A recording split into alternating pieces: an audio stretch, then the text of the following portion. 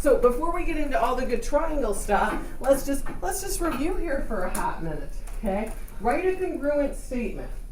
So remember, when I ask you for that, triangle, name it, congruent, triangle, do the other one. Doesn't matter if you start with the triangle with the N and O on it or the P and the R. You pick, you write a statement, match up the corresponding pieces.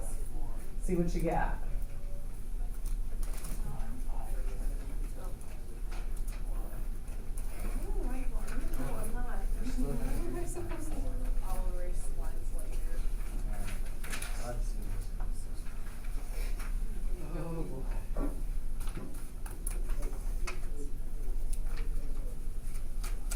So congruent statement, you're telling me which triangles are congruent. Now I don't care which one you started with. I'm going to start with the top one. I'm going to start with this guy. Now I'm super lame. I always just do single, double. That would be the triple one. So I'm going to call the top one PQR. So if I did, and you might have yours in a different order, which is fine. If I did PQR, what do I have to start with on the other triangle? M. So M-O-N. And remember, there's lots of different arrangements of these. You just need the corresponding parts together. Wherever your P is, you need M. Whether Q is, you need the O. So on and so forth. All right, this is a fun one. We covered this yesterday briefly. How do you know that angle R, so the ones that don't have any congruent marks on it, is congruent to N? Well, if you know two angles in a triangle are congruent to two angles in another triangle, then the third angles are congruent. That is that third angle theorem.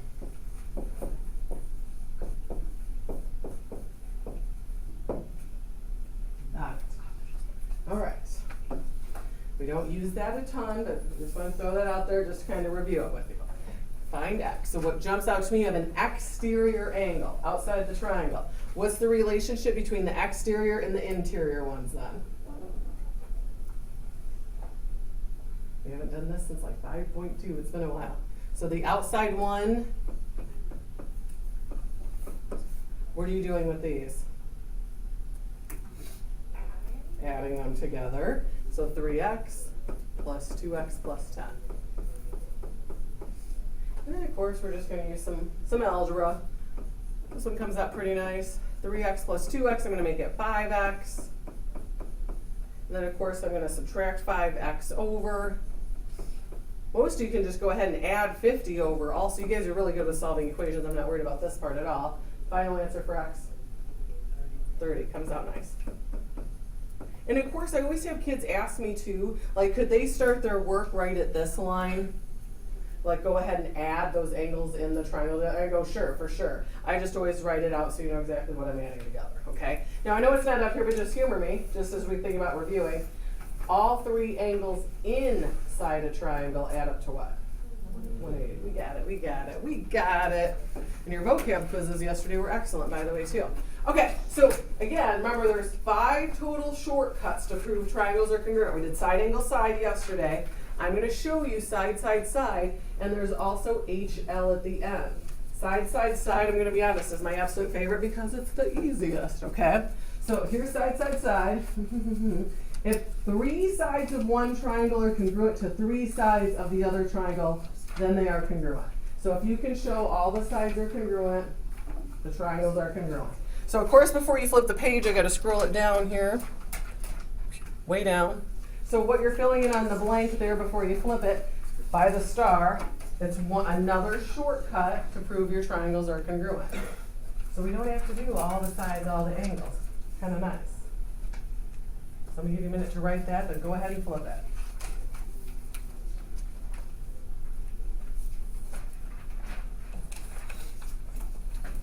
We're going to look at some triangles, and I know you're shocked. We're going to write some proofs. Yay.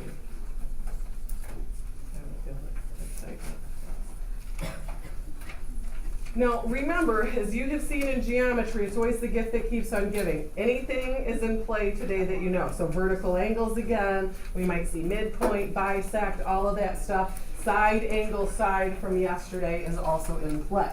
So when you flip the page, we're going to look at these lovely pictures. Determine if it's possible to prove each pair of triangles are congruent. So for right now, of course, you have your side angle side from yesterday and our new one. I am going to talk about HL today, but we're just not there yet. So I like number 1. Are the triangles in one congruent? Yeah, which one? Side angle side or side side side? Side side side. No, you just need yes or no. I just ask you. But I know, like on your quiz, the test, in the future when we have more options, it will also ask you to state which theorem, which is side side side. So I'm going to go ahead and list that too. Okay, hang on to number 2 for right now. I'm going to cruise by number 2. I will come back to it though, I promise. Just wait for 2. Wait for 2. Okay, so you got your common side here. So right away I see angles on it, marked congruent. So I'm thinking side angle side. So let's see what we can do with side angle side. So this right triangle, okay, I got side angle side. I like it. I like it. What about the left triangle? Is the left triangle side angle side? Good. I see you shaking your head no. We're saying no, you're right, because your angle is not the included angle.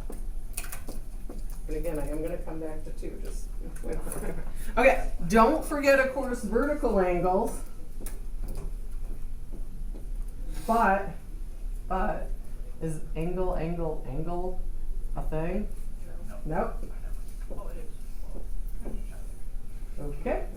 We got a lot of no's here happening. Vertical angles, of course. What do you think about 5? Yes, we have our side angle side. Our angle is the included angle.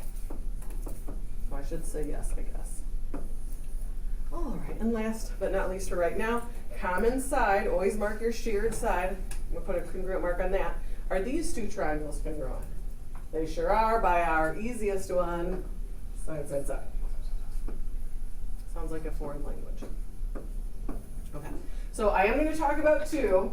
Just wait for 2. You probably we're headed for 2 there. Okay, we'll get to 2.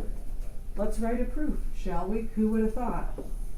KL is congruent. And it looks like they marked everything on the picture, so that's kind of nice.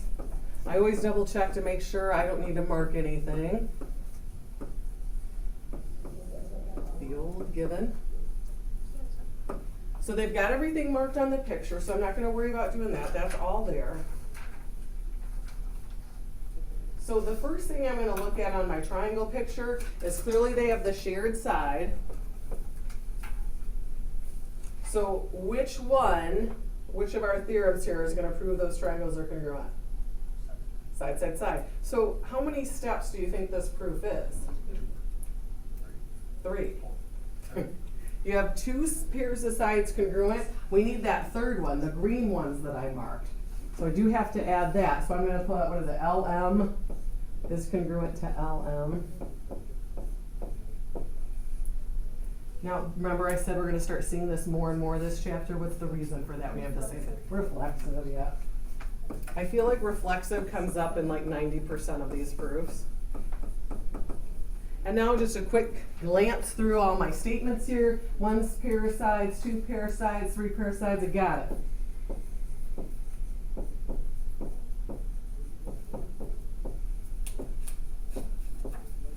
Side, side, side.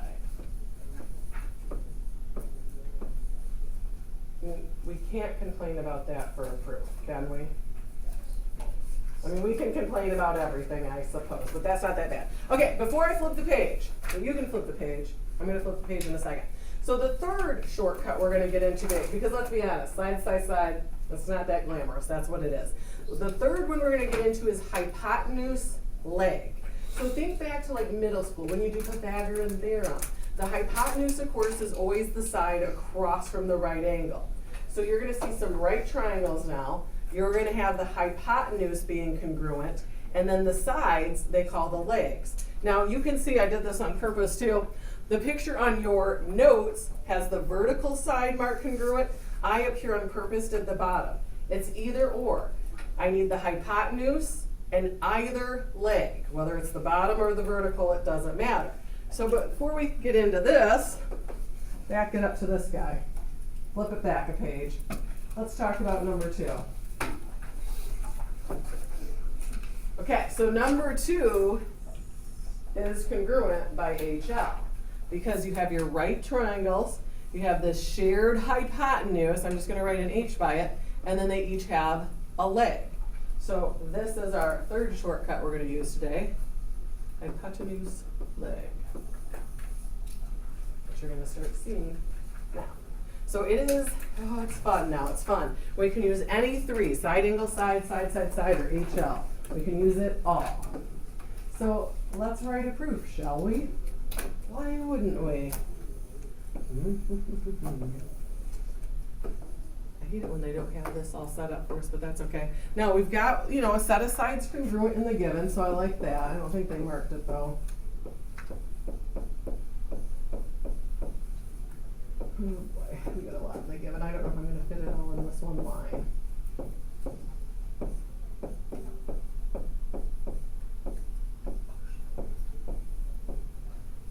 Clearly I couldn't fit mine in one nice line. Maybe you write smaller and make it happen.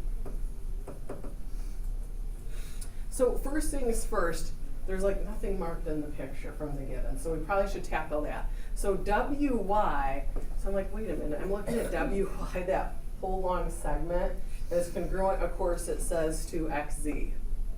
So, I mean, you can mark a congruent symbol on there. To me, it's just like, oh, there's so many triangles. I'm just, part of the board here, I'm just going to kind of highlight it. That's congruent to this one. If you want to put like a congruent mark on both so you know that all of those are, but just be conscientious, it's that entire length. Kind of hard to mark that one. All right, what's the upside down T represent in the given? Perpendicular. Oh, vocabulary. Here we go. Perpendicular lines make what type of angles? Right. So I'm going to mark that next. So it says WZ is perpendicular to ZY. So here's a right angle in the corner. XY perpendicular to ZY. Another right angle. Now I put those right angle symbols on, so that's going to be my next line to my proof here, before I forget it. Now, unfortunately, I can't just say angle Z, because Z is on multiple angles. I'm going to use the three letters. I'm going to call it angle WZY. WZY. And the other one, I'm going to name that XYZ are right.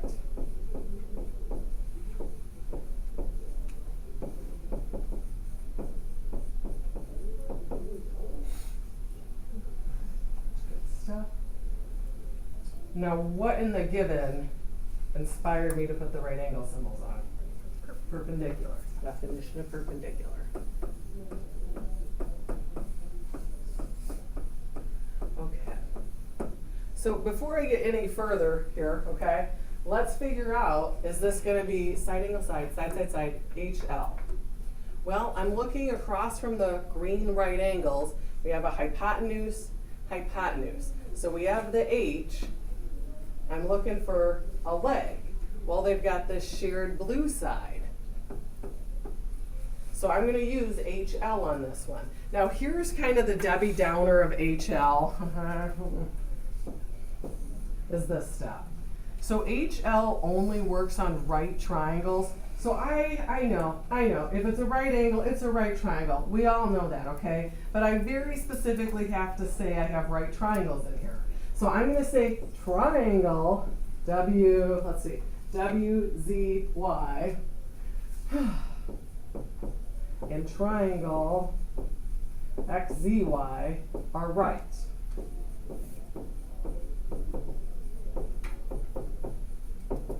I'm going to scroll this so I got a little bit more room. We're on the home stretch, I promise. But this is, again, just one of those nitpicky details you have to put in for HL. Definition of right triangles. You have one right angle, you have a right triangle. Now, if you forgot that step, that's one of those little like minus a half. That's not a deal breaker one. Now, I did also mark that bottom blue side congruent to itself, so I'm going to go ahead and throw that in here, because that's our leg. So ZY is congruent to ZY. Reflexive, I already hear it, I don't even have to ask.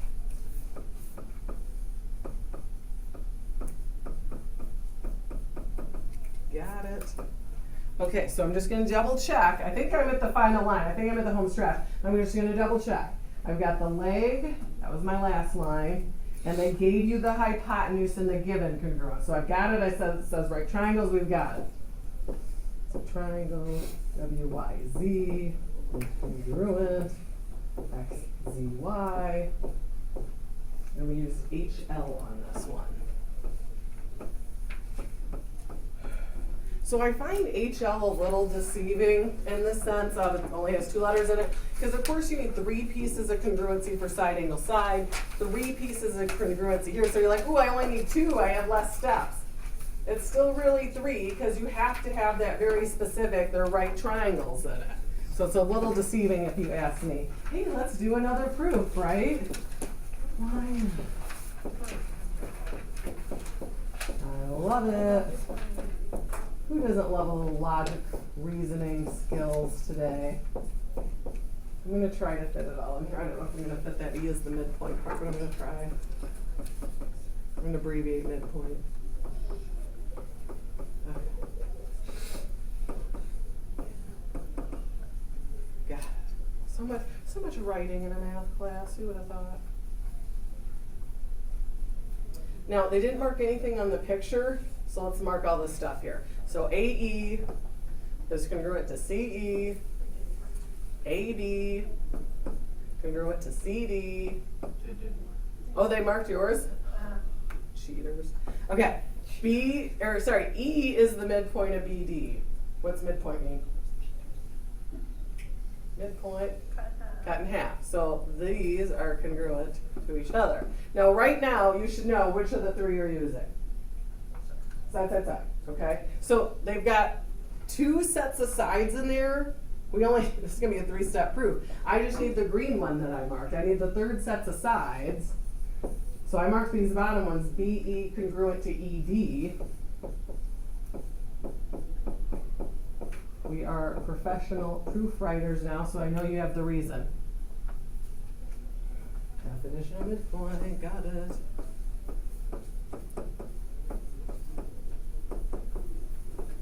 Winning. All right, and we have our 3 pairs of sides in the proof. We're to the final line, side, side, side.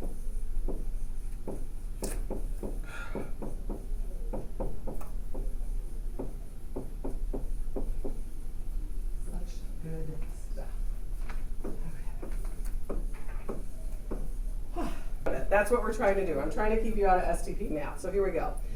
For the function g defined above, a is a constant. Constant just means a number. A is a number. Okay. And g of 4 equals 8. What's the value of g of negative 4? That is very wordy. The math is very simple on this, but this is very wordy. To me, I'm just like, what am I supposed to do here? So I always start with like the first piece of info that they give me, this guy. So you're in function notation. So you're putting 4 in, you get 8 is an answer. So 4 is your x. So the first thing I'm going to do is replace this x with a 4. So I've got a 4 squared plus 24. And this should all equal out to 8. So this is going to be my first move, is I'm just going to go through, I'm going to math it out, I'm going to solve for a. 4 squared is 16. Now I don't like a times 16, that looks weird. I'm just going to make it 16a. I'm going to subtract 24 off, and we're just going to solve for a. This is nothing crazy now. Mental math at what's a? -1. Now, first off, don't think it's C, okay? Don't think it's C. That's just what A is. Now it wants you to do something else. What is the value of g in -4? Okay, all right. So I'm working on this equation again here. That's an x, sorry, sloppy handwriting. A we just figured out was -1. So I'm just going to replace a with -1. And now they're wanting you to put -4 in for x. So all I have to do is a little mental math here and calculate out this purple part. What's -4 squared? 16 times -1. So -16 plus 24, 8. The answer is A.